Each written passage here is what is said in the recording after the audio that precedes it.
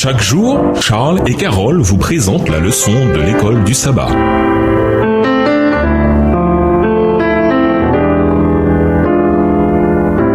Bienvenue dans votre émission Dieu nous parle. Nous voici à la leçon de dimanche, enseignement et communion. Après la Pentecôte, Luc change de récit et passe à une description de la vie intérieure de l'église de Jérusalem.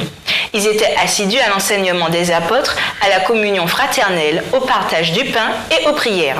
Acte 2, verset 42. Ces 4 éléments se résument à l'enseignement et à la communion. D'après le verset 46, l'enseignement était donné dans le temple, tandis que la communion avait lieu dans les maisons. Le parvis du temple était entouré de terrasses couvertes qui servaient souvent pour l'instruction rabbinique. Le fait que les croyants étaient assidus à l'enseignement des apôtres montre que le don de l'esprit ne les a pas conduits à une religion contemplative, mais à un processus d'apprentissage intense sous l'autorité des apôtres, dont l'enseignement a été authentifié par des signes et des prodiges. Acte 2, verset 43. La communion spirituelle était une autre marque distinctive de la piété des premiers chrétiens. Les croyants étaient constamment ensemble, non seulement dans le temple, mais aussi chez eux, où ils partageaient les repas, rompaient le pain et priaient. Acte 2, versets 42 et 46.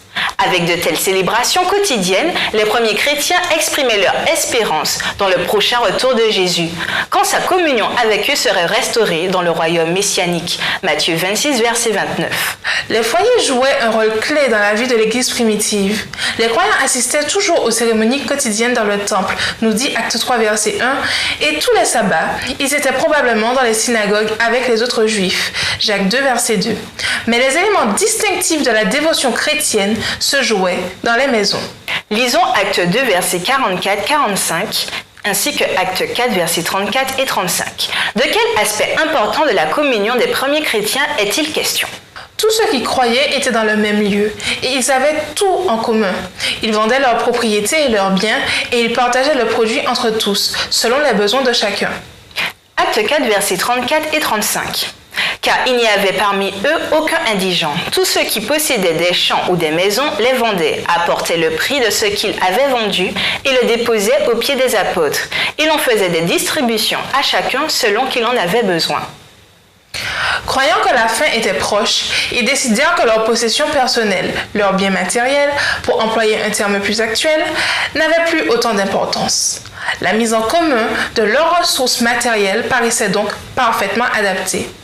Il n'y avait aucune raison de s'inquiéter du lendemain, puisque le Messie en personne pourvoyait à leurs besoins dans le royaume messianique, nous dit Luc 22, versets 29 à 30. Ce partage leur permit de connaître un sentiment d'unité plus profond, en plus de devenir un exemple extraordinaire de générosité chrétienne. Jusqu'à quel point êtes-vous généreux avec ce que vous avez reçu du Seigneur ? Et nous vous laissons avec ce questionnement. À quoi ressemble une communion fraternelle authentique au XXIe siècle ? Au revoir. Et à demain si Dieu veut. Dieu nous parle. Chaque jour, Charles et Carole vous présentent la leçon de l'école du sabbat.